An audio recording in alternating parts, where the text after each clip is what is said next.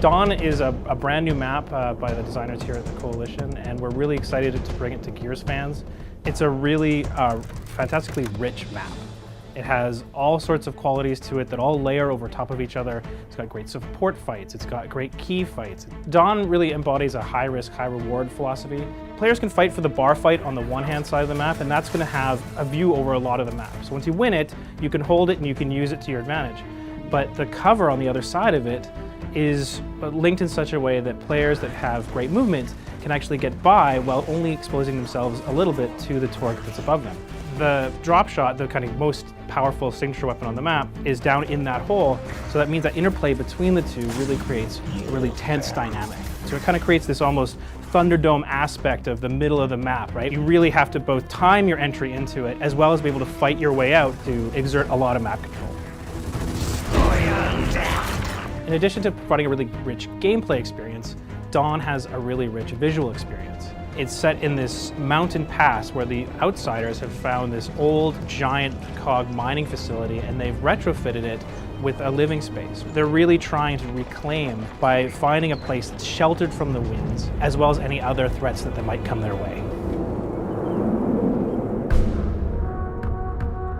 When we started Gears 4, we always knew that we wanted to bring back the entire legacy. We wanted a Gears 2 map that was one of the most different in the entire Gears history, right? And security was that. Gears 2 maps are some of the hardest to bring forward to Gears 4. The modes in Gears 2 were very different than Gears 4, so we had to make sure that every map that we built played really well with all of the modes, so that meant re-examining every corner of the map.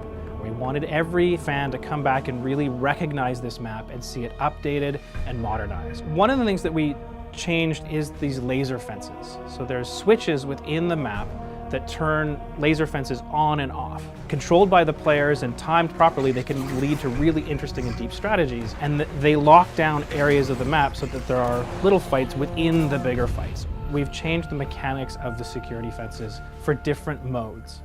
And for the classic modes like Execution and TDM, it'll be pretty much the same as it was inside Gears 2. However, for Horde and for Escalation and for King of the Hill, we've made tweaks so that it plays really well in each of those modes. For Escalation and King of the Hill, the front of the laser fences is deactivated. You still have control over the rest of them, but the front ones allow for a lot more free movement into the center rings. For Horde, we've inverted the whole idea of the laser fences.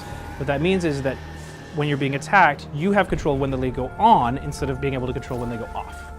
And that gives players a whole nother layer of strategy when they're playing Horde. The map is a very personal map. You have to get very close. You see your enemy and you're going to know who you're getting engaged with. What makes security so special? It has interesting one-on-one fights and is a very intimate map. Security in Gears 4 is a really lavish gold depository. In addition to the big ostentation set pieces that we've got in there, there's also little tiny details like security cameras and little embedded stories.